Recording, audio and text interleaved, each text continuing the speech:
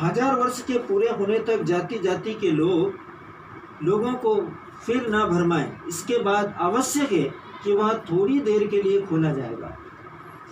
मेरे प्रियो, आवश्यक है कि वह थोड़ी देर के लिए खोला जाएगा, और वो खोल दिया गया है। दुष्ट आत्मा, शैतानिक शक्ति, शैतान शक्तियों का नायक इब्लिस खोल दिया गया है पवित्र शास्त्र के अनुसार। फिर बाइबल हमको बताती है, मैंने सिंहासन देखा और उस पर लोग बैठ गए। सिंहासन देखा और उस पर लोग बैठ गए। कैसे लोग बैठ गए? उनको न्याय करने का अधिकार दिया गया। न्याय करने वाले लोग बैठ गए, जिनको न्याय करने का अधिकार दिया गया। मैंने उनकी आत्माओं को भी देखा जिनके सिर यीशु मसीह की गवाही देने और परमेश्वर के वचन के कारण काटे गए थे।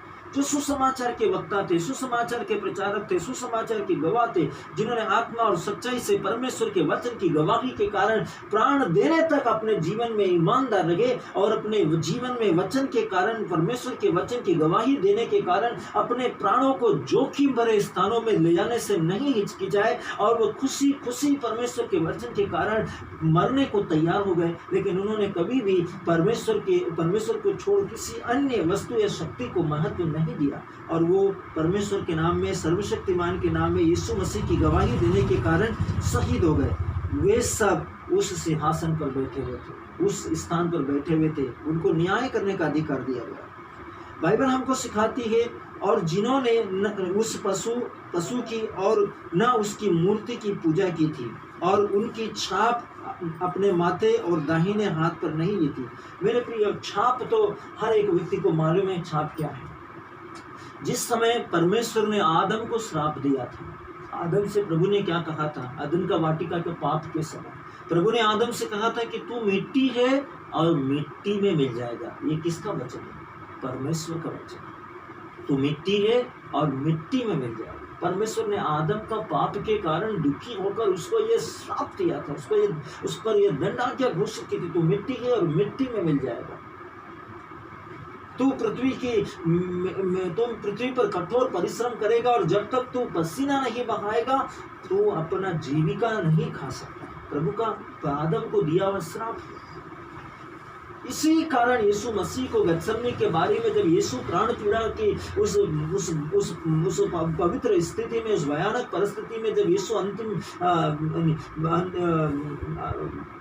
बारी के अंदर परमेश्वर के सामने अंतिम ब्यालू में प्रार्थना से ठीक पहले जब जैतून पहाड़ पर प्रार्थना के लिए गया, बाइबल बताता है कि यीशु का पसीना रक्त की बूंदों के समान उसके शरीर से बहने लगा, क्योंकि प्रभु ने कहा था जब तक तू अपना पसीना नहीं बहाएगा तू शांति का या आनंद का या सुख का रोटी नहीं खा सकता। हमारा पसीने के अंदर परमेश्वर का, जब हमारा पसीना निकलता है उसमें परमेश्वर को क्या महसूस होता है?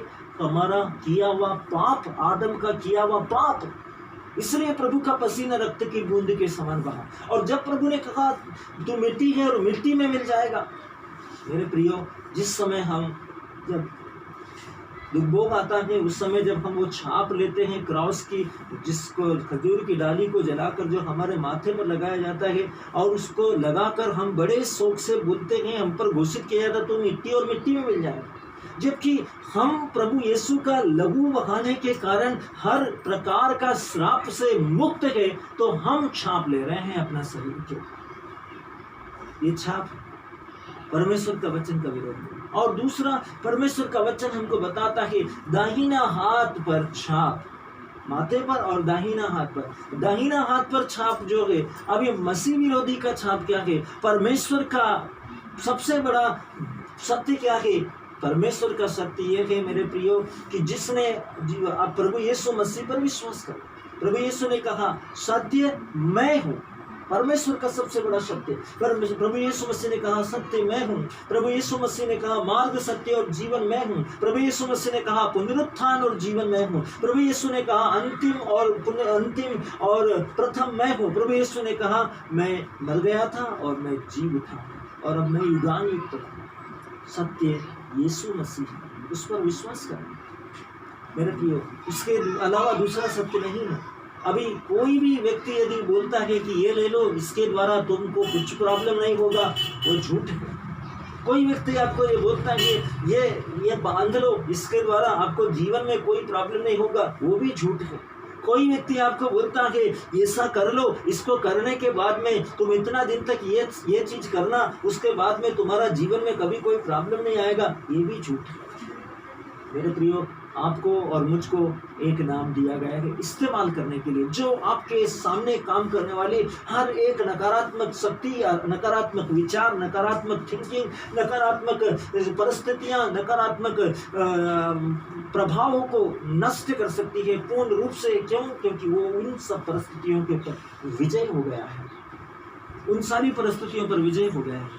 अभी मेरे प्रियो, परमेश्वर का वचन हमको बताता है, जिन लोगों ने अपना हाथ पर छाप लिया है, हाथ पर छाप का समय आप और मैं अच्छे से समझ सकता है। मेरे प्रियो, इस वर्तमान समय में आपका और मेरा हाथ के ऊपर क्या लग रहा है, आप और मैं समझ सकता है। मसीह विरोधी का छाप है वो, और वो मसीह विरोधी का छाप जो है, जो आपको ये घोषणा कर रहा है कि इसको लगाने के बाद में आप बच जाएंगे, आपको कोई प्रॉब्लम नहीं होगा, ये एक छलावा है, ये एक झूठ है, जिसके अंदर बहुत सारे लोग, जाति जाति के लोग भरमाए गए हैं। और परमेश्वर का वचन आपको और मुझको बताता है कि जिसके ऊपर पशु का अंग, पशु का नाम और उसकी छाप होगी, पशु का नाम और उसकी मूर्ति की छाप होगी, या उसकी मूर्ति की पूजा होगी, या उसके माथे पर उसके नाम की छाप होगी, वे जीवित छाप होगी, वे सब के सब क्या होंगे? वे सब नरक कुंड में डाले जाएंगे। परमेश्वर का वचन यहाँ स्पष्ट तरीके से कहता है, और उसकी छाप अपने माथे और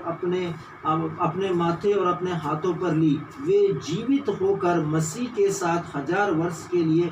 परमेश्वर का वचन स्पष्ट करता है कि मेरे प्रियो, परमेश्वर के वचन के अनुसार यहाँ हम पूर्ण रूप से देख सकते हैं कि पवित्र शास्त्र उनके विषय में क्या बोलता है, कि जिन लोगों ने अपने माथे पर और अपने दाहिने हाथ पर छाप ली, प्रभु उनके बारे में स्पष्ट रीति से करता है। वो कहाँ जाएंगे? अथाह कुंड में जाएंगे वे सब के सब लोग, पवित्र शास्त्र के अनुसार।